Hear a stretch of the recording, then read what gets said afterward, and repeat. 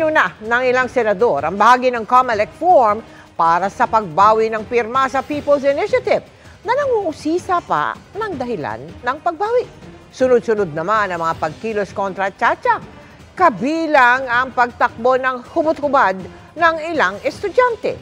Nakatutok si Sandra Aguinaldo.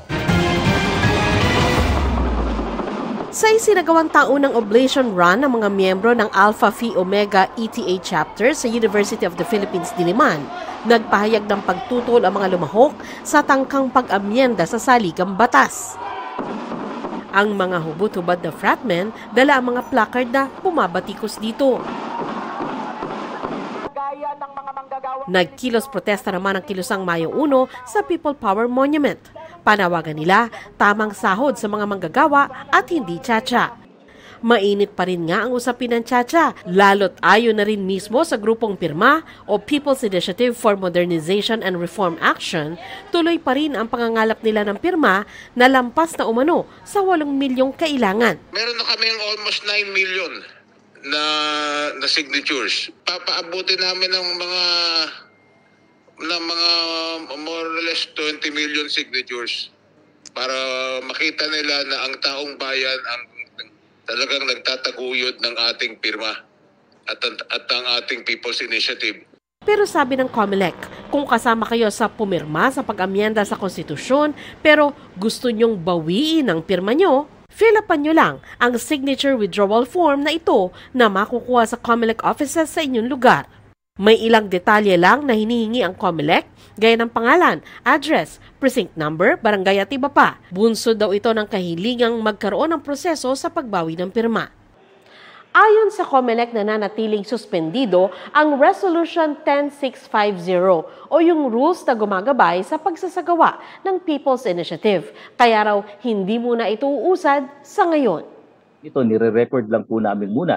Bakit po siguro masasabi nyo na i-record muna at wala pang aksyon na gaganap? Dahil nga po yung pong Republic Act 6735 at yung pinagsama pong implementing rules nito na Resolution 10650 ay nire-review po namin. Pinuna naman ni Senador Amy Marcos kung bakit tinatanong pa sa form ng COMELEC kung ano rason sa pagbawi ng pirma. Kung hihingan pa raw ng paliwanag ang mga tao, magiging mahirap ang maramihang pagbawi ng pirma. Welcome daw ang hakbang ng COMELEC, sabi ni Senador Joel Villanueva, pero sana wag nang pahirapan ang mga gustong bawiin ang kanilang pirma. Agad namang nilinaw ng COMELEC na hindi naman required na magsabi ng rason ang mga babawi ng kanilang lagda sa People's Initiative. Bagamat nandun po sa form yan, hindi po sa pilitan na maglagay po ng rason. Kasi importante lang naman po dito ay action po nila ito, pirma nila, yung binabawi nila, kanila po ito. At binibigyan po yan ng proseso ng COMELEC paano bawiin.